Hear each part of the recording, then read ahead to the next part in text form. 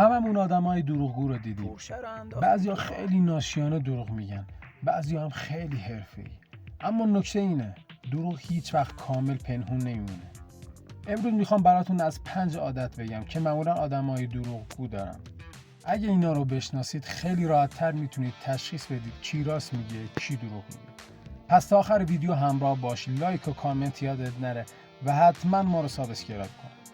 یکی از اولین نشونه‌ها اینه که آدم دروغگو معمولا نگاهشو میدزده. یا برعکس، بعضیا بیش از حد خیره میشن تا ثابت کنن راست میگن. تحقیقات روانشناسی نشون داده وقتی کسی دروغ میگه مغزش درگیر ساختن داستانه و نمیتونه همزمان ارتباط چشمی طبیعی داشته باشه. مثل بچه‌ای که شیرینی رو خورده، وقتی مامانش میپرسه تو خوردی؟ سری میگه نه، ولی نگاهش به زمین دوخته میشه. دروغگوها معمولا زبان بدنشون لو میره. دست و پای بیقرار، لمس صورت یا گردن، تغییر حالت بدن. یه مطالعه معروف FBI میگه حتی ماهرترین دروغگوها هم نمیتونن زبان بدنشون رو کامل کنترل کنن. یعنی بدن همیشه یه جای حقیقت رو لو میده. مثلا کسی که میگه من خیلی آرومم ولی دستاش هی تکون میخوره. دروغگوها معمولا برای پوشیدن دروغ جزئیات زیاد و غیر ضروری میگن. این جزئیات اولش خانه کننده است، ولی وقتی چند بار تعریف کنن تناقضات پیدا میشه.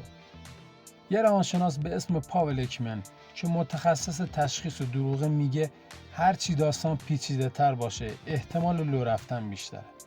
مثل کسی که میگه من دیر کردم چون ماشینم پنچر شده، بعد بارون گرفت، بعد موبایلم شارژ نداشت، بعد سگ همسایه دنبالم کرد. معلومه یه جای کار میلنگه. آدمای دروغگو معمولا یه موضوع رو چند بار با تغییرات جزئی تعریف میکنن، چون ذهنشون نمیتونه همه جزئیات ساختگی رو ثابت نگه داره. این تناقضا کم کم آشکار میشه.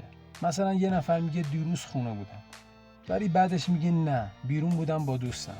همین تغییر کوچیک میتونه نشونه باشه. خیلی وقتا آدمای دروغگو اول با دروغای ساده و بی‌ضرر شروع میکنن.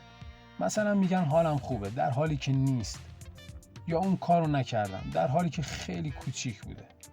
این دروغای کوچیک اعتماد میسازه. بعد همین اعتماد رو برای دروغای بزرگتر خرج میکنن. یه سوال، شما تا حالا دروغ گفتین؟ یا آمار تکون دهنده از فراگیری دروغ بگید. مطالعه در دانشگاه ماساچوست نشون داده 60% بزرگسالان نمیتونن حتی 10 دقیقه صحبت کنن بدون اینکه 3 دروغ کوچیک یا بزرگ بگن.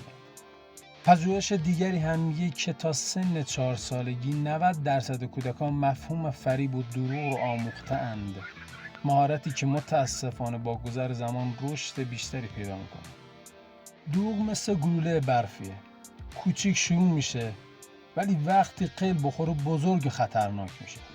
پس 5 عدد آدمای دروغگو اینه که اجتناب از تماس چشمی دارن. زبان بدنشون غیر عادیه. داستان سازی پیچیده دارن. تناقض تو حرفاشون وجود داره.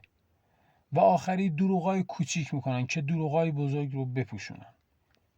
شناخت اینا کمک میکنه کی راحت تر دروغ میگه، کی راست میگه. و مهمتر از همه خودمون مراقب باشیم که این عادت‌ها رو توی زندگیمون شکل ندیم. دروغ مثل کفش تنگه. شاید اولش بشه پوشید، ولی هرچه بیشتر راه بری دردش بیشتر میشه.